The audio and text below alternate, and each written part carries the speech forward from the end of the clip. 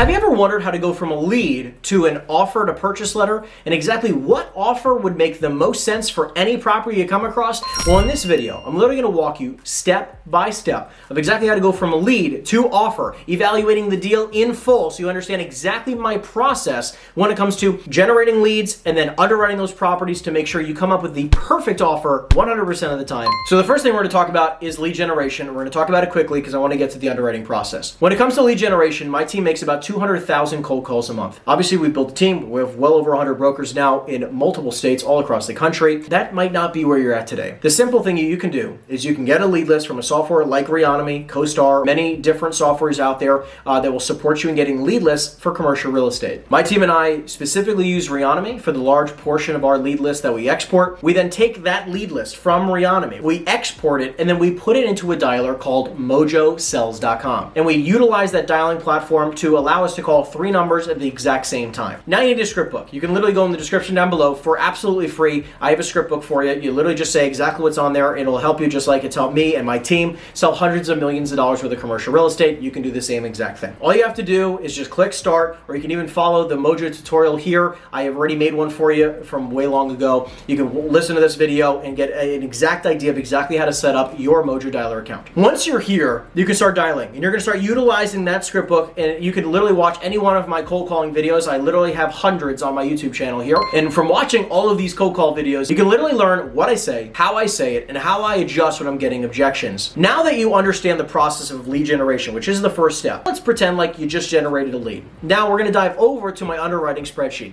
In this instance, we're going to underwrite a 6-unit multifamily property. We're going to start with something small, easier to underwrite, then obviously we can get into larger and more complex deals. What's important to realize when you're underwriting properties is that what we're utilizing, by the way, is a free spreadsheet that I have to offer, which again is in the description down below. Please feel free to download it if you'd like, okay? So this spreadsheet, and by the way, this is exactly what I use for underwriting every single one of our properties, whether we're acquiring it, wholesaling it, brokering it, you name it. We utilize this spreadsheet also in my coaching communities. We use this all the time. You can also watch several other videos here on underwriting if you would like to get a little bit more information beyond this specific video. But in this video today, I'm going to underwrite this 6-unit multifamily property. Now, the seller actually wanted, I was just actually looking around what I would pay for it, but the seller actually wanted $1.8 million for this property. So I'm going to plug in the purchase price, $1.8 million bucks, okay? Up here on the left. The next box is CapEx leveraged.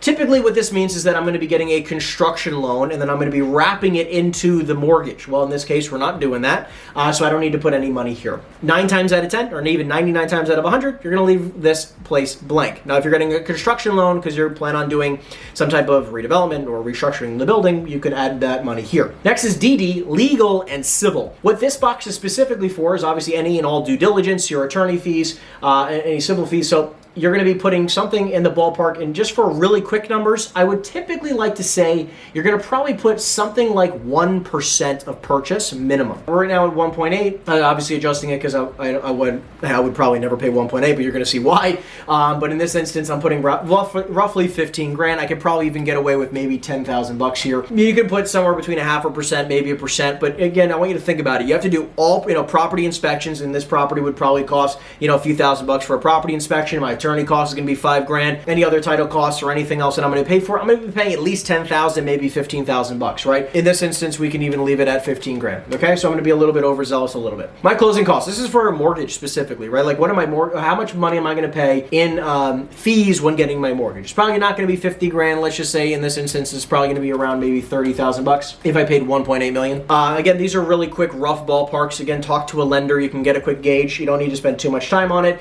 You can look at roughly 2% in closing costs here, 1% roughly in closing costs here. That puts us at around 45K. The seller wants 1.8. We're gonna ballpark it here, but you'll get my point. This already will calculate, by the way, based on the number you put down here, what your down payment is. So, by the way, syndication fee is like, okay, hey, I want to make, let's just say on this deal, I want to make 100,000 bucks in a syndication fee, $50,000 for a syndication fee, 25 grand for a syndication fee. For all of you syndicators out there, you'll just plug it in here. In this case, I probably am not going to buy this property at 1.8 million, but if we buy it for less, then of course we can add probably a 1% syndication fee possibly. This is a multifamily property. You're always going to start with quarter one. We deal specifically with quarters for distributions and everything else, so everything built out in this platform is for quarters, not monthly, not yearly. The loan is starts on year one. A multifamily property is going to be able to have a term of 30 years. Other commercial assets are probably going to be 25 or even 20 years. You obviously will like to, you should definitely talk with your lender to get a better idea. What I typically do is multifamily is always 30 years. And for any other asset class, I typically will do 25 years. And then if it's like something very, let's just say like if I'm buying a car wash as an example, right? Or if I'm buying liquor stores, right? Like if I'm buying a laundromat, a business that's included, you're getting an SBA loan. You might be able to also get a little bit longer of a loan, just or a little bit shorter of a loan. Just make sure that you speak with your lenders to get a little bit more of a clarity or an idea of exactly what that looks like if you're not sure. Long story short, industrial, retail, and office space, you could typically do a 20 or 25 year term. And for multifamily, you're typically going to be at roughly a 30-year term just about every time, at least for all the assets I bought. Interest rates. Obviously, you want to be pretty conservative. The easy way to do it is that you can literally go to CNN. I use a CNN 5-year treasury. I just have that up at all times. So I'm going to share my screen to that. So you can literally, and by the way, I'm not saying I'm a fan of CNN, but just to give you an idea, this is where you can easily find exactly what the treasury interest rates are typically trading at. So to be conservative, you can see here. So I have my 5-year treasury up. Let's just say, because typically with commercial loans, you're going to get a 5-year balloon, right? Or a 5-year loan, maybe a 3-year loan, but let's just say 5 years for this example. Roughly, I'd say somewhere between 2 and 3% is what your interest rate is going to be above the treasury rate here. So right now, I mean, it's kind of insanity that the treasury is trading at 4.227. That's ridiculous. I'm not too happy about it. Hey, I mean, it's just absolutely climbing because they don't believe the economy is doing a fantastic job. But anyways, that's at the time of this recording. We're going to now flip back over. So 4.227, we're going to do roughly, again, to be conservative, you can even say 3% above. But in this case, let's just say we'll do 2.5% above, okay? So we're going to do 2.5% above 4.227. So that would be roughly 6.75. So, and then in this instance, the big thing to keep in mind is that you have to have a debt coverage ratio, right? I'm not doing a construction loan. The type of mortgage, you can either do amortization or interest only. Now, typically, we will always do amortizing. However, sometimes with the bank, you might get lucky and you can get interest only for 1 year, 2 years, 3 years, or something like that. Probably not on this asset. We're going to do amortizing loan. And now you're going to be able to get an idea like, okay, well, 70% loan to purchase, that's what LTP means, right? LTP, loan to purchase, or loan to value. With a 70% LTP in this case, I'm going to be putting 540 grand down. And based on all the income, which I'm going to show you, I already plugged that in for you. That's already on the income details here. You see all the income. So I have my 6 units. They're all 650 square feet. They're all generating different amounts of income. It will automatically total it quarterly. I'm saying that I can increase my rents every year by 3% because it's rent controlled. This is in Manhattan. This is basically market rent, so I'm not really going to be able to increase the rents much at all. And it is rent controlled, so I'm not going to be able to do anything drastic anyways, okay? Obviously, you can see like maybe you have this one tenant. You can maybe put like 1950 here, but it's kind of negligible. I also plugged in all of my expenses already. Let's scroll down a little bit here. So I got my taxes, my insurance, water, electric, gas. It doesn't really have any yard, but snow removal, landscape, there's nothing there, obviously, because we're in Manhattan. You want to make sure you're very conservative across the board. These are just numbers that I went a little bit higher than what the seller told me. Marketing costs, you're always going to have marketing costs. When it comes to a small multifamily, you're typically only going to have very minimal marketing costs, but you can also think about marketing costs as commissions that you might have to pay out every single year. Trash removal, exactly what the seller told me, plus $600. Repairs and maintenance, I always will typically do something close to the 5% range. The seller gave me $3,000. I doubled it. I said $6,000. It's a pretty small property, so $1,000 a unit a year. And then you always have to have a management fee plugged in of roughly 5% to make sure I'm underwriting this appropriately. You're never, even if you're going to manage it yourself, you want to budget at least 5% for management. I'm also saying my inflation is going to be up at least 2.5%. I mean, it looks like America's much more north than that anyways. And then the other thing you're also going to want to pay attention to on the income part here is that I have 5% for vacancy. I might want to actually get to 10% here. I might want to put 10%. And the reason why I say 10% in these places, because when you're dealing with a small multifamily property, if one unit goes vacant, it's over 10% lost. And you might not have just 1 month that you lose, right? It's very common that, when you have a small multifamily, it's not going to be vacant for 1 month. It might be 2 or 3, which drastically affects your income. So a small little multifamily, to be conservative, I'd say roughly put 10% almost every single time. Until you get to about 15, maybe 20 units, you can start doing 5%. But for right now, we're going to say 10%. So the one thing we're going to be looking for based on all the details that we've already plugged in. So I always like to make sure my income and expenses are plugged in first. Then I can come back here. I plug in what the seller wants first. And then I go, okay, well, based on what the seller wants, how much down do I have to put? Like, how much money down do I have to put down on the property? What's my down payment have to be in order to get my debt service coverage ratio, my DSCR, which means if my debt is this per year, my debt service, I have to pay 98 grand a year.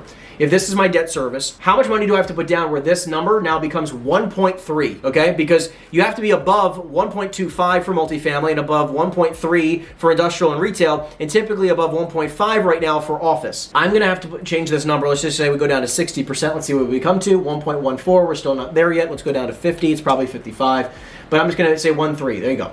So I'm gonna have to put down at least 50% at this purchase price in order to even have a positive cash flow position where a bank will give me a loan. Okay, so a bank's only gonna finance up to a roughly 900 grand. Maybe say 55%, whatever. I'm not gonna get a loan here, right? Maybe I can do 52. But the point is that my bank's only gonna finance something like maybe 930, 940 grand on this property at most, based on the current income of the property. So let's just say in this instance, let's just do a flat 50 because I'm not doing 48% down, but just for a number's sake. Now we're gonna flip to this side of the quadrant, okay? Then this side of the spreadsheet. Very important here. In this specific instance, what's very, very important thing to pay attention to is I'm looking at 20 quarters from now. So this is 5 years. I always will typically put a 5-year hold as the example, right, for this property. What's interesting is that it will calculate all my expenses out, all my income out for 5 years for me, as long as I put 20, right? Like I said, it's quarters, so it's 20 quarters, that's 5 years.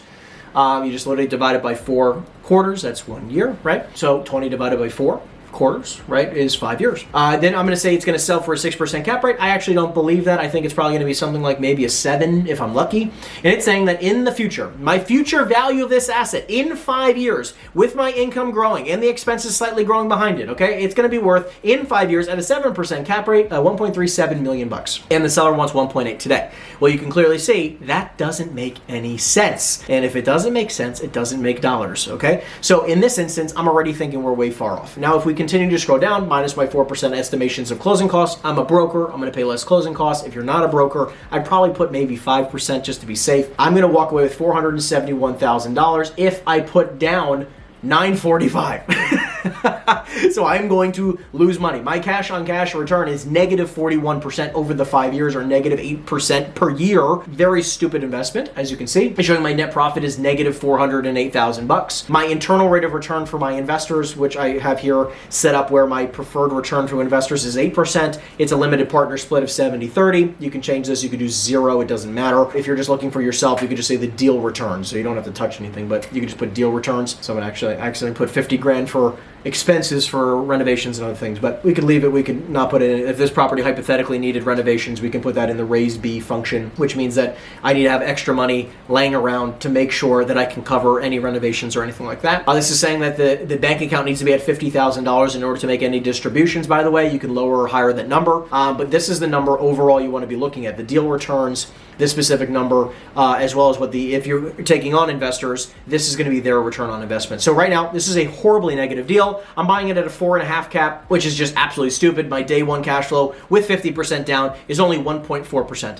Now here's the thing. Here's the magic information that we need to be paying attention to very closely. Where on planet Earth do we need to be price-wise where we can say yes to this deal? Let's find out. So what I start doing now is messing around with my purchase price. Let's just say we're going to start with, let's go down to 1.5 million, okay? So if I go down to 1.5 million, all the numbers are going to recalculate. Now again, it's saying remember, my implied value does not change.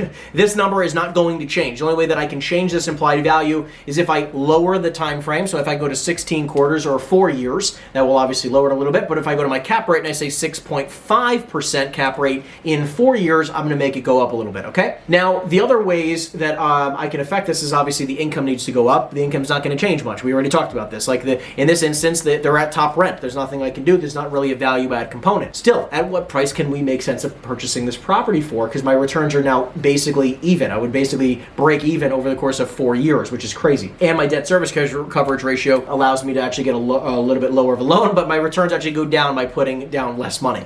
So let's keep going. Obviously, that doesn't make any sense. No one's going to buy this type of deal. What we're looking for ideally is I look for a 25% minimum here, and I look for here around 30%, right? So I want not 330, though that would be a wonderful deal. We would buy that all day long and twice on Sundays. Ideally, we look for 25% here and 30% here. That's what I look for for ideally, and I want a great purchase cap rate. I want a great cap rate going in so I can cash flow like a beast day one. Ideally, I want this number to be above 10%. I shoot for at least ideally 15, but 10% is my minimum. So let's just keep going, right? So where do we need to be? Let's try out 1.2 million and see where we need to be. Well, 1.2 million, I'm at an 11% rate of return, not great. And my cash flow is only 5%. I'm buying a cap rate of 6.7. Now, my cap rate can be anything, but realize like if there was upside in the rents, I could drastically change the investment of this deal, right? If I went to income here and I hypothetically said that my pro forma numbers, I could randomly be, let's just say $3,000, if that was the case. Let's just say that I can get this is all 2-bedroom, 1-baths, by the way. Let's just say I can get my rent to $3,000 and I can do that, and this is quarter to market. How fast can I do that?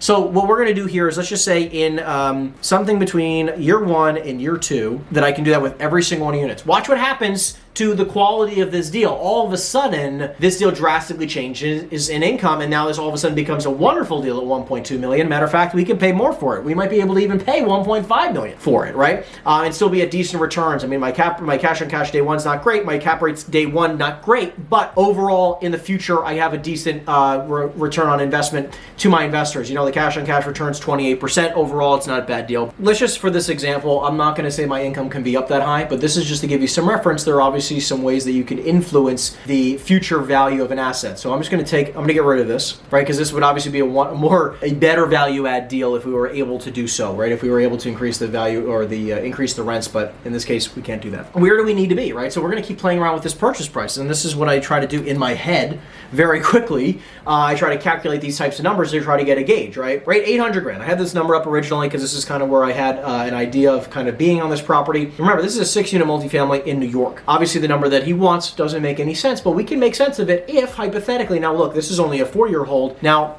I'm going to move this up to 20 years. 20 quarters. My apologies, 20 quarters. What's going to happen, in my opinion, is that what's interesting, right? Very, very interesting, is that if I'm buying it at this price, and it can be worth 1,476, what's fascinating, because they're already at market price, a few things are happening here. Number one, I can actually probably be at 75%, maybe even 80% loan to purchase on this property because it is a wonderful investment. I have a very healthy debt service coverage ratio. That's one. Number two, what's happening here is that because we're already at maxed out rents and we're basically just riding it off into the sunset, letting rents just slowly increase, what happens is actually the longer we hold it, the less I make in returns, right? So watch what happens. If we hypothetically go to 24 quarters, my internal rate of return is going to go down. But if I lower the amount of time that I own this asset, my internal rate of return is going to go up because it's about the speed in which I return the capital, right? And how much of the capital we return. So because of those two factors, if I know that my implied value isn't going to drastically change much,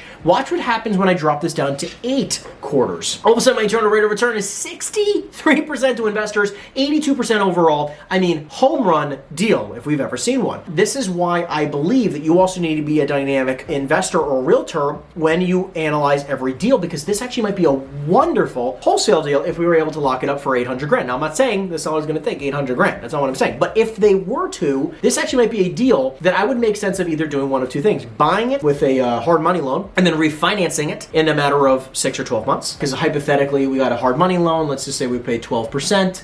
We did 85 LTV, and then we refinanced it in 4 quarters, and we got an interest rate of 6.75%, same exact thing like we just talked about, and I have a cap rate of 7%, LTV of 75, and watch this, check, boom, okay. Actually, my debt coverage ratio does not support, the 25 years, that's why, here we go. It's supposed to be 30, that's why. Okay, we're healthy again. So what happens here, it is basically saying that I could not pull 100% of the money out. I would be negative, okay? And my debt coverage ratio would not make sense there. So watch what's really cool here.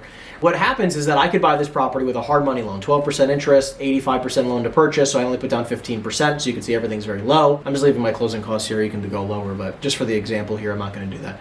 But I could refinance in 4 quarters. Look at my return on investment. All of a sudden, I paid off 100% of the money, and we're just cruising. We have 100% of our cash out of the deal, and we're rolling, right? We bought the deal with, we basically took a loan for $165K, and then we paid off the $165, the old loan of, let's see here, right here is $678,000, right? The $680, we paid off a little bit, $678, and 4 quarters, 1 year, and then we got a new loan for $849,000, so we made $171,000 back. So we paid off the old loan, we paid off, and we would be able to pay off 100% of our investors, right? So we're into it for 165, we would pay off the 165 and have a little bit of leftover money, and then we are immediately into cash flow position where we're just going to continue to ride it off into the sunset, baby.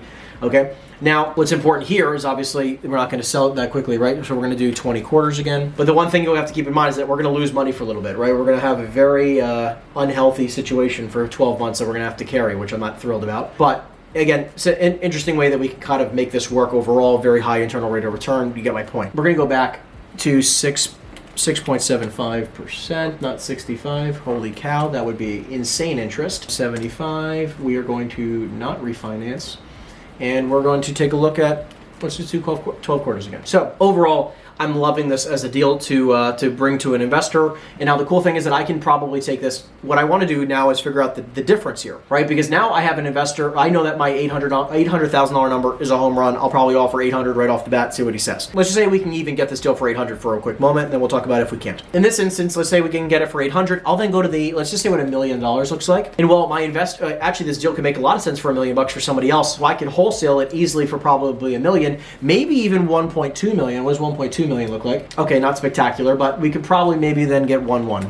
Not too shabby, right? So I could probably flip this deal for 1.1 million, lock it up for 800 grand, and then I would wholesale it. I would double close to an individual at 1.1 million bucks, make 300 grand, call it a day. Wouldn't just list the property. Why would I do that? I'm only going to make like 40 grand. That's silly. What I will do is that now let's say that the seller would not accept 800. They laugh at us. They say whatever. Okay? Because by the way, I would always make an offer on this deal probably somewhere in that vicinity, right? Like my immediate numbers these days has been around a 10 cap. So I figure out what the NOI is. We say that the net operating income, we can go to cash flow to look at this real quick. So we find out day one that our first year NOI, I just highlight this number real quick, is actually going to be 83 grand. So I'd offer something like 800 grand, right? That's a very quick number. Isn't that fantastic? And just know real fast, 800 grand. So whenever I'm working with my brokers, right? Again, we have over 100 agents that we work with. And when they bring me leads, a big thing that I'm doing, is I quickly will run my numbers based on where interest rates are today. And I know that I need to be around a 10 cap. So I will be offering somewhere between a 9.5 to an 11 cap immediately, because I know that those numbers are probably going to make sense almost 100% of the time every time. In this instance, we're going to offer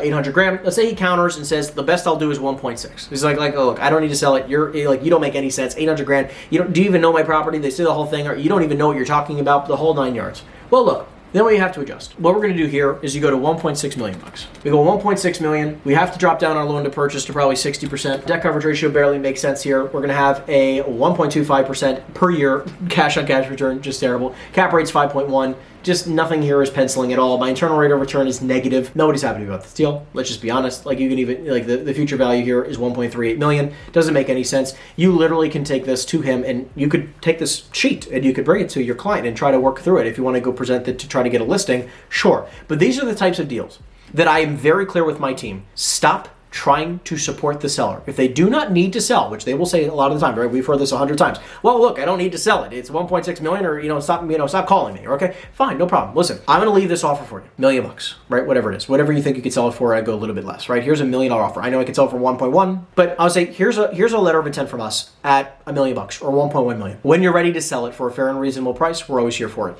In the meantime, would you be totally against having us market the property for sale? Okay, so you try to pitch a listing. I'm going to be honest with you. This property would probably never sell. So I don't. My team is very well trained on listings, but they are also more well trained on when to actually make sense of a listing or not. This instance, when a seller is going to want 1.6 million, where the numbers just don't pencil whatsoever, we'll do the following. We will immediately call 5 to 10 of our VIP buyers in this marketplace and pitch them the deal. And we'll say, hey, someone wants 1.6 million. Maybe we'll say 1.7, just because at this point it doesn't even matter what the number you say. It's too much. And we'll say, can you please just give us an offer, whatever you feel is best. And they will come back to us and they'll give us a bunch of offers. Let's say they come in at 800, 900, a million, $1 million, $1 million, $2 million, whatever it is. Let's say the highest offer is $1 million, $2 million, miraculously. Okay, guy who owns a property right around the corner. Say, hey, here's a local investor that we work with. Best price that we came across through all the investors we spoke to was $1.2 million. Is this something you'd be open to considering? No. Okay, great. What we'll do now is that this person is an overpriced individual and they're not going to sell for that price. They're just not going to. Look, if you want to take a listing, please be my guest. I'm not that kind of broker. I'm not going to waste my time. What I am going to do is I'm going to put them on a 6-month or a 12-month campaign and let them sail off into the sunset, and I'll call them back every 90 days to see if the prices have changed. That's it. Like, just to be honest with you, do not waste your time with sellers like this. This is one of the biggest mistakes that commercial real estate brokers make, is that they spend too much time with deals that don't make any sense. This is not a deal, right? It might be a property that a seller might consider selling, but it is not a deal. It's not something you're going to transact on. And we want to spend time with individuals that we have the highest likelihood of transacting on. And this is clearly not one of them. I highly recommend anytime that you ever come across deals that just do not pencil, okay? They do not make any sense. You put them in the spreadsheet, no matter which way you look at it, it just does not make sense at the price the seller's looking for. Stop spending so much time on it. I don't mean that you just don't do anything at all, right? You could put it in front of 3, 4, 5, 8, 10 buyers in the local marketplace, like we've talked about in other videos. So, how to find a buyer. You can go on Reonomy, you can look them all up, but you get a bunch of offers and they're all like at the same price where you knew it would transact, and you present it and they don't want to sell it. Stop spending so much time with this person, because you're just wasting your time, energy, and effort. And I don't know about you, but I don't like going any period of time without a paycheck, right? I like one every single week, if not more, or several times a week. So if you want a paycheck ASAP, you need to go find somebody where the numbers pencil out. Because guess what? When the numbers pencil, do you understand how fast you can sell that property?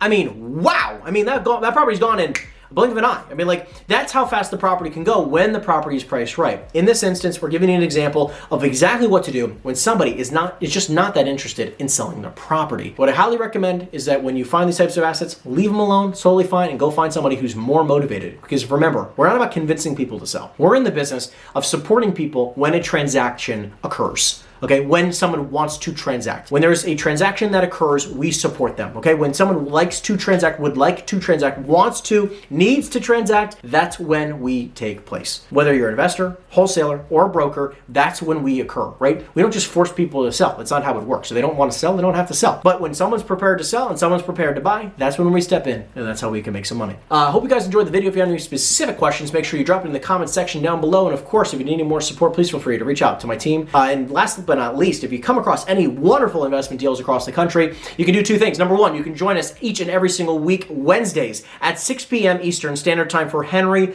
Unfiltered. And you can pitch your deal to me live on camera. Okay, you can join us in the Zoom room. We'll give you all the information that you can possibly need, or you can tune in live on YouTube if you just want to be part of the audience. Or number 2, if it's a great deal and you want to keep it super private, you can email us at info@henryeisenstein.com. Thank you so much for tuning in, and I'll see you guys in the next video. Take care, everyone.